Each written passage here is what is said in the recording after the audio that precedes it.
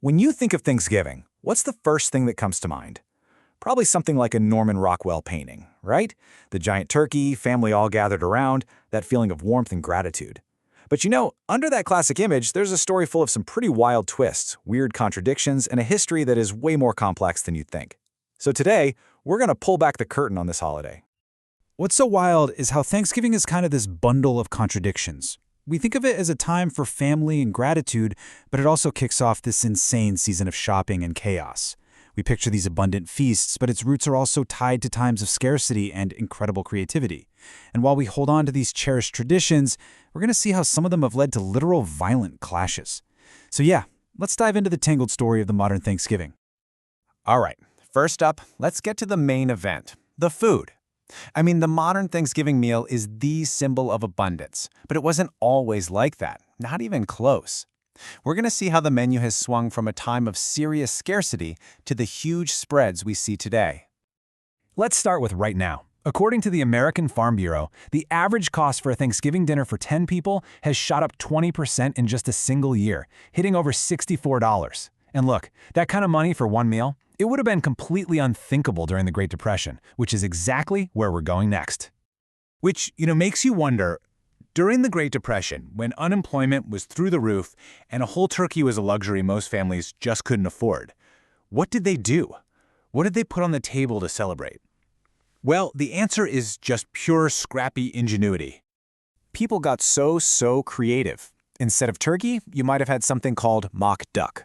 Get this, it's a flank steak that's rolled up with stuffing made from stale bread, all to make it look and feel like a fancier bird. You'd also see things like dandelion salad, made from greens they could just forage for free. And a really popular dish, porcupine meatballs.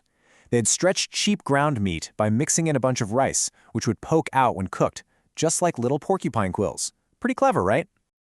And these weren't just meals of desperation. They became these beloved family recipes, a real symbol of getting through tough times. When one woman, Anne Mank, decided to remake those porcupine meatballs recently, she was shocked. She said, "They tasted just like I remembered as a kid." It's incredible how food can just transport you back like that, turning a memory of hardship into something comforting. But okay, let's be real. Not every dish from that era was a visual masterpiece. Another recipe tester, Stephanie Kaminsky, tried her hand at creamy chipped beef fondue. And her review? Well, she said it was pretty tasty, but she wasn't posting any pictures, because in her words it was not a pretty sight. So yeah, a little dose of delicious reality, right? All right, so let's shift gears from what's on the plate to what we do on Thanksgiving. Beyond the food, the holiday is all about its traditions, and they range from these massive televised events that pretty much the whole country watches to these really intense local rivalries that mean everything but only to a small group of people. And on the huge national scale, it doesn't get any bigger than the Macy's Thanksgiving Day Parade. It started way back in 1924, and now more than 31 million people tune in to watch it on TV. It's this collective experience, this shared ritual that kicks off the day for so many of us. But for all that national spectacle, some of the most powerful traditions are the ones most of us have never even heard of. They're smaller, they're more personal, and they carry a completely different kind of weight.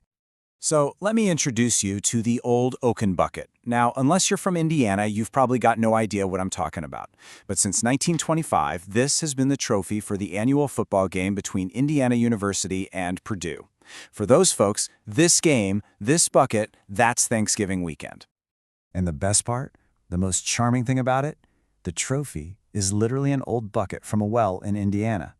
And after every game, a bronze link, either an I for Indiana or a P for Purdue, is added to the chain with the score. It's a real piece of history you can touch, a local tradition that's every bit as powerful as a giant parade.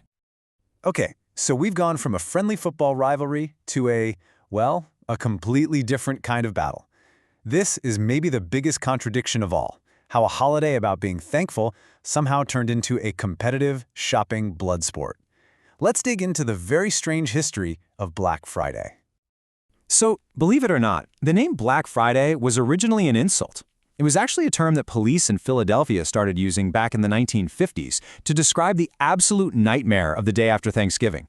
They were talking about gridlock traffic, sidewalks so packed you could barely move, just the total chaos of the first Christmas shopping rush. But then, in the 80s, retailers did something genius. They completely rebranded the term.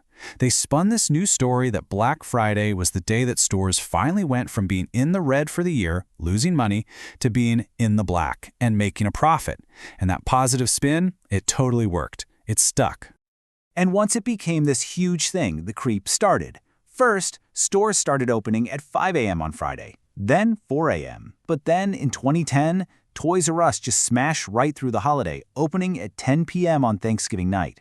And by 2012, Walmart was opening at 8 p.m. on Thanksgiving Day itself.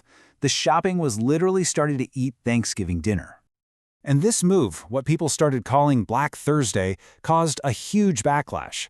People argued it was just turning a family holiday into a giant commercial. Retail workers couldn't spend the day with their own families. And it forced everybody to choose. Do you stay for pumpkin pie, or do you leave to go stand in line for a cheap TV? But this wasn't just about feeling like the holiday was getting too commercial. As the crowds got bigger and people got more desperate for deals, the whole Black Friday thing took a seriously dark turn. It showed the high price some people were willing to pay for a bargain. The absolute worst example of this happened in 2008. A Walmart employee named Jidamai Damore was trampled to death when a crowd of 2,000 people broke down the doors at 5 a.m. But the most horrifying part? When other workers tried to help him, some shoppers apparently just kept pushing past, complaining that they'd been waiting out in the cold. And this wasn't just a one-off tragedy. The years that followed had this really disturbing pattern of violence. A charity volunteer was stabbed. A woman pepper-sprayed other shoppers to get an Xbox. There were fistfights over Barbie dolls. And even as recently as 2023, you had multiple stabbings during a fight at a mall. The hunt for a deal had turned ugly. But then things started to shift. And that shift got put on fast forward by the pandemic. In 2020, the number of people physically going to stores on Black Friday dropped by more than half. Just like that, the era of those massive, dangerous crowds seemed to be over. So, where did all those shoppers go? You guessed it. They went online. In that exact same year, online sales for Black Friday absolutely exploded. They jumped 22% to a staggering $9 billion. The frenzy didn't go away, it just moved from the parking lot to the web browser. And really, this is the new reality. That intense 24-hour rush in person has been replaced by this longer, drawn-out online event. It's not just Black Friday anymore. It's Cyber Week, with deals popping up earlier and lasting way longer than they ever did before.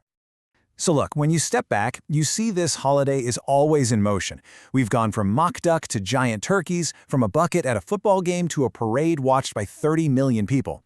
And we've gone from a dangerous stampede for deals to a week-long shopping spree on our phones. It all leaves you with one big question. As our traditions keep evolving, from those shared tables to these glowing screens, what are we really giving thanks for?